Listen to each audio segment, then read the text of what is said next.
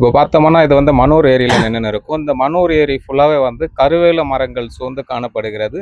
இது வந்து பல ஆண்டுகளாக தூர்வாரப்படவில்லை என்று விவசாயிகள் குற்றச்சாட்டு வைக்கின்றனர். ஆகையால் இந்த ஏரியில் வந்து நீர்நிலை வந்து எதுவுமே இல்லை, நீர்நிலைக்கான ஆதாரங்கள் வந்து பாதிக்கப்படுது, இதனால விவசாயிகள் வந்து பாதிக்கப்படுறான்ற மாதிரி குற்றச்சாட்டு வச்சிருக்காங்க. ஆனால் இந்த ஏரியில பார்த்தோம்னா சிலர் வந்து மறைமுகமாக வந்து போர்வெல் அமைச்சு இது பண்ணியிருக்காங்க. இது விவசாயத்திற்காக பயன்படுத்துகிறாங்களா அல்ல வேறு ஏதாவது பயன்பாட்டுக்காக பயன்படுத்துகிறாங்களா என்பது தெரியவில்லை. அதே போன்று இந்த ஏரியை தூர்வாரப்பட்டு விவசாயிகளுக்கு கொடுக்கப்பட்டால் விவசாயிகள் வந்து மகிழ்ச்சி அடைவார்கள் என்று விவசாய தரப்பிலிருந்து கோரிக்கையானது முன்வைக்கப்பட்டுள்ளது. இப்போ இந்த ஏரி தூர்வாரப்பட்டு எத்தனை வருஷங்கள் ஆகுது? இந்த ஏரி தூர்வாரப்படுறதுனால உங்களுக்கு என்னெல்லாம் நன்மை கிடைக்கும்? தூர்வாரலன்ற மாதிரி ஒரு குற்றச்சாட்டு முன்வைக்கிறீங்க. ஆமாங்க. கண்டிப்பாங்க. எங்களுடைய விவசாயிகள் கண்டிப்பா குற்றச்சாட்டு தான் வைக்கிறோம். எங்களுடைய ஏரி வந்து ரொம்ப நாளா தூர் வாராத இருக்குங்க. ஃபுல்லா முள் பதாரம் மூடி இருக்குங்க. கரையை வந்து சில இடத்துல ரொம்ப பழுதடைஞ்சிட்டு இருக்குங்க. எல்லா மதுவும் வந்து ஓட்டைங்க. 24 மணி நேரமும் தண்ணி போகுதுங்க. ஏரியில தண்ணி வருந்தா விவசாயம் யூஸ் பண்றாங்களோ இல்லைங்கோ, கம்பல்சரி மது வழியா வந்து எல்லா இடத்துலயும் வெளியே போயிடுதுங்க. 2 மது வந்து ஓட்டையா இருக்குங்க. எத்தனையோ வாட்டி நாங்கள் வந்து திருவாலாங்கோடு ஒன்றியம் பிடிஓ ஆஃபீஸ் கிட்ட சொல்லியிருக்கிறோம், மது கட்ட சொல்லி. அவங்கள வராங்க. மழை காலத்தில் வந்து மணல் மூட்டை அடிக்கிட்டு போயிடுறாங்க. இதுவரையும் அந்த மது வந்து சீர்பண்ண கிடையாதுங்க. எங்களுடைய ஏரி வந்து தூர்வாச்சு கரையை பலப்படுத்தினா விவசாயிகளுக்கு ரொம்ப மகிழ்ச்சியாக இருக்கும். உங்களுடைய ஏரி பொதுப்பணித்துறையில இருக்கா இல்ல ஊராட்சிகள் ஏரியா? இல்லை, எங்கள் ஊர் வந்து பொதுப்பணித்துறை தாங்க. குறைஞ்சபட்சம் ஒரு 2000 ஏக்கருக்கு மேலே நீர்ப்பாசனம் இருக்குது. திருவாலாங்கோடு ஒன்றியத்தில் 2வது பெரிய களக்காட்டூர் ஏரி வந்து ஃபர்ஸ்ட் இருக்குங்க. மனூர் ஏரி வந்து 2வது இடத்துல இருக்குங்க. பெரிய ஏரி. அது வந்து எப்பயாவது கோரிக்கையா வச்சிருக்கீங்களா? அந்த மாதிரி எங்களுடைய ஏரி வந்து தூர் வரணும், அந்த மாதிரி சட்டமன்ற உறுப்பினருக்கோ இல்ல இந்த முதலமைச்சருக்கோ அந்த மாதிரி கோரிக்கை வச்சிருக்கீங்களா? கோரிக்கை வச்சாங்களா இல்லைன்னு எனக்கு சரியா தெரியலைங்க. கண்டிப்பா வந்து நாங்களும் பிடிஓ ஆஃபீஸ் கிட்ட எத்தனை வாட்டி சொல்லியிருக்கிறோம். புகாரா கொடுத்துருக்கீங்க? புகாரா கொடுத்துருக்கோம். மழை காலத்துல மட்டும் வந்து மணல் மூட்டை அடிக்கிட்டு போக சொல்ல அப்போ வருவாங்க நீர்வளத்துறையில இருந்து. அவங்க கிட்ட நாங்க எத்தனை வாட்டி சொல்லியிருக்கோங்க. அதுக்கெல்லாம் டேமேஜா இருக்குங்க, ஏரி வந்து தூர் வரணும், கரையை பலப்படுத்தணும்னு சொல்றாங்க. அவங்க யாரும் வந்து ஒரு அரசு அதிகாரி வந்து யாரும் செவிசாய்க்கவில்லை. வராங்க, சொல்றதோட கேட்டுன்னு மணல் மூட்டை அடிக்கிட்டே அது வரை போயிடுறாங்க, அவ்வளவுதான். ஆனா அதை இது பண்றது இல்லைங்க, இதுவரை யாருமே பண்ணதில்லை. சார் வணக்கம். சார் இப்போ நம்ம மனூர் பகுதியில் இருக்கோம். இந்த விவசாய நிலத்துல வந்து விவசாய நிலம் வந்து நாங்கள் தமிழ்நாட்டினுடைய விவசாயியின் முதுகெலும்புன்ற மாதிரி மாண்புமிகு முதலமைச்சர் அவர்கள் கூறுறாங்க. இந்த திராவிட மாடல் அரசு கூறியிருக்கு. ஆனால் இப்போ நெல் பார்த்தீங்கன்னா ஓடையில வந்து கொட்டி வச்சிருக்காங்க. இது எப்படி பார்க்குறீங்க நீங்கள் ஒரு விவசாயியா? சார் வணக்கம். நான் வந்து மனூர் வில்லேஜை சேர்ந்த தினகரன் என்ற குட்டி பேசுகிறேன். பாருங்கள், நீங்களே தமிழ்நாடு முதலமைச்சர் வந்து நாங்கள் விவசாயத்துக்கு வந்து முக்கியத்துவம் தரோம் பண்ணுறாரு. இங்கே இருக்கிற தமிழ்நாட்டினுடைய கேவலமான நிலைமைன்னா ஒரு சாராய கடைக்கு வந்து முக்கிய பாதுகாப்பு தராங்க. எங்களுடைய விவசாய நிலைக்கு வந்து பாதுகாப்பு தராங்கன்னா நீங்களே பாருங்கள். திடீர்னு வந்து ஆற்றுல வந்து ஒரு டேமை வந்து திறந்து விட்டாங்கன்னா மொத்த நெல்லும் மண்ணோட மண்ணாக போயிடும். எங்களுடைய விவசாய நிலமும் வந்து காலியாகிட்டு நெல்லும் போயிடுதுங்க. இதுக்கு வந்து நீங்கள் கவர்மெண்ட்டில் வந்து டிபிசின்ற பெயரில் வந்து ஓப்பன் பண்ணுறாங்க. ஒரு மூட்டைக்கு 50 ரூபான்ற காசு வாங்க. இது வந்து ஒரு பெருசாக வந்து ஒரு குடோன் கட்டி கொடுத்தா நல்லா இருக்குன்ட்டு நாங்கள் எதிர்பார்க்குறோம். மூட்டைக்கு 50 ரூபான்னு சொல்லியிருக்கீங்கன்னா எதுக்காக வாங்கின மூட்டைகள் எல்லாமே ஃப்ரீன்ற மாதிரி சொல்லியிருக்கீங்க. நீங்கள் ஏதாவது நெல் எடுத்துன்னு போய் போட்டுருக்கீங்களா? கண்டிப்பாக நாங்கள் போட்டுருக்கோங்க. எங்களுக்கு வந்து ஒரு மூட்டைக்கு 50 ரூபான்னு வாங்குறாங்க.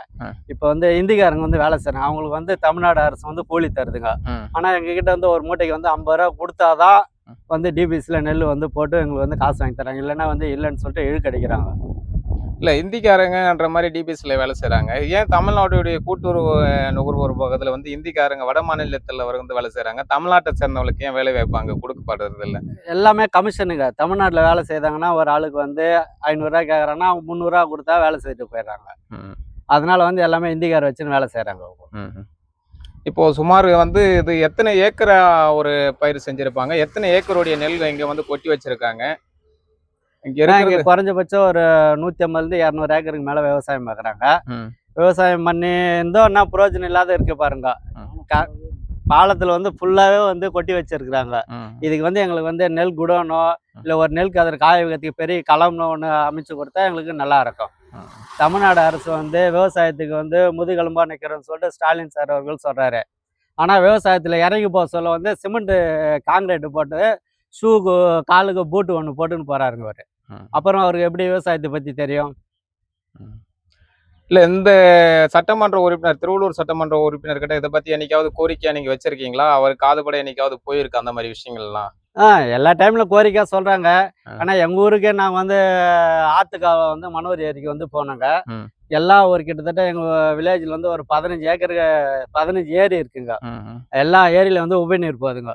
மனோர் ஏரி மட்டும் உபரிநீரே இல்லைங்க. எல்லாம் வந்து ஆத்து மணல் கொள்ளடிச்சுட்டாங்க. அன்னைக்கு வந்து ஆத்து மணல் மேல இருந்ததுங்க. காவா டவுன்ல இருந்ததுங்க. ஆத்துல தண்ணி வந்தா உபரிநீர் போகும். ம். இப்ப எல்லாம் ஆனா கண்டிப்பா இப்போ சரி 100 கோடியில வந்து முதலமைச்சர் மாண்புமிகு முன்னாள் முதலமைச்சர் திரு கருணாநிதி அவர்களுக்கு வந்து பேனா சிலை வைக்கணும்னு இருக்காங்க. அங்க எழுதாத பேனாக்கு வந்து கடல்ல வந்து பேனா வச்சா என்ன ஆகுது? வைக்கலன்னா என்னங்க இருக்குங்க?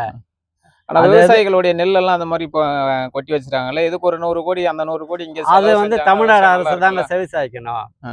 அதாங்க அவரு வந்து அப்பாவுக்கு வந்து 100 கோடியில பேனா வச்சு செலவு வைக்கிறாருங்க. அதுக்கு பதில் எங்களுக்கு வந்து ஒரு 25 லட்சம் வடிச்சாவே இங்க வந்து ஒரு வந்து இது கட்டலாங்க. டிபிசி குடோன் வந்து கட்டலாங்க. ம். தற்காலிகமான ஒரு குடோனாவது வைக்கலாங்க.